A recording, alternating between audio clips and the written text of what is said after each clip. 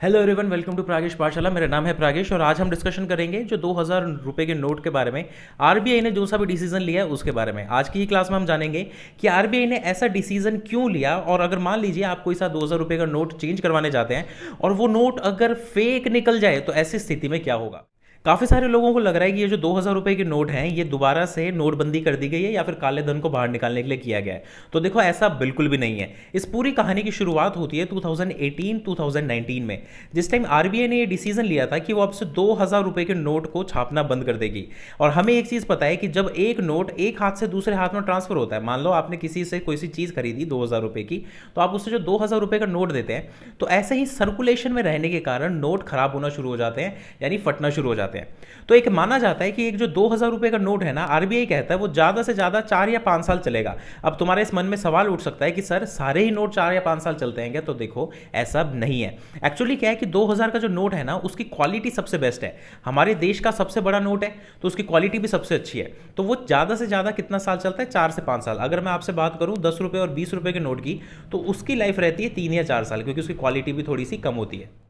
अब समझते हैं कि आरबीआई ने एक्चुअली किया क्या है। तो आरबीआई ने सिर्फ जिसके अंडर में जितने भी बैंक्स हैं उनको ये कहा है कि आप ना 23 मई से लेकर 30 सितंबर के बीच में जितने भी 2000 रुपए के नोट अगर कोई आपके बैंक में जमा करवाने आए ना, तो आप उसको एक्सेप्ट करेंगे। यानी अगर मैं बैंक जाता हूँ, मेरे पास दो ऑप्शन होते हैं। मैं या तो अपने 2000 रुपए के नोट को अपने खाते के अंदर डिपॉजिट करवा सकता हूँ, या फिर मैं बैंक के अंदर उसको एक्सचेंज करवा सकता हूँ। तो देखो, मेरे पास दो ऑप्शन है, एक तो या तो मैं डिपॉजिट करवा सकता हूँ या फिर मैं एक्सचेंज करवा सकता हूँ। डिपॉजिट करवाने के अंदर कोई भी लिमिट नहीं है, आप जितने मर्जी रुपए लेके जाओ 2000 रुपए के नोट में और अपने खाते के अंदर डिपॉजिट करवा दो।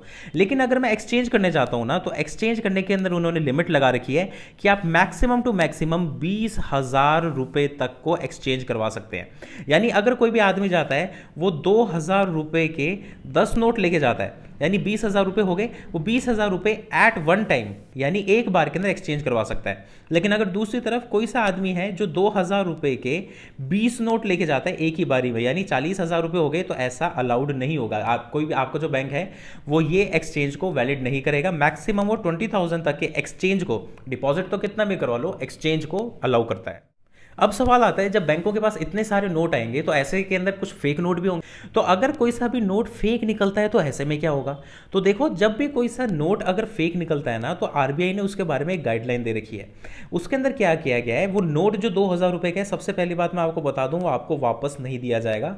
वो बैंक जो है जिसके पास भी आप डिपॉजिट करवाने गए, वो उसको जब्त कर लेगा। और जब्त करने के बाद आरबीआई के अंडर में जितने भी बैंक्स काम कर रहे हैं उनको एक गाइडलाइन दी है इस तरीके से, जिसके अंदर बताया गया है कि वो बैंक का नोट जब्त करने के बाद एक पूरा फॉर्म भर के डिटेलिंग के साथ आरबीआई को इन्फॉर्म किया जाएगा कि हमारे पास इतने 2000 रुपए के नोट इस तरीके से रिसीव हुए हैं, लेकिन वो नोट किसी भी तरीके से बैंक डिस्ट्रॉय नहीं कर सकता। यानी अगर मैंने एसबीआई के पास गया और एसबीआई में अपना नोट जमा करवाया जो कि फेक निकला, तो एसबीआई सबसे पहली चीज मेरे को नोट वापस नहीं देगा, और दूसरी चीज बैंक उसको आग नहीं लगा सकता या उसको काट फाड़ के फेंक नहीं सकता।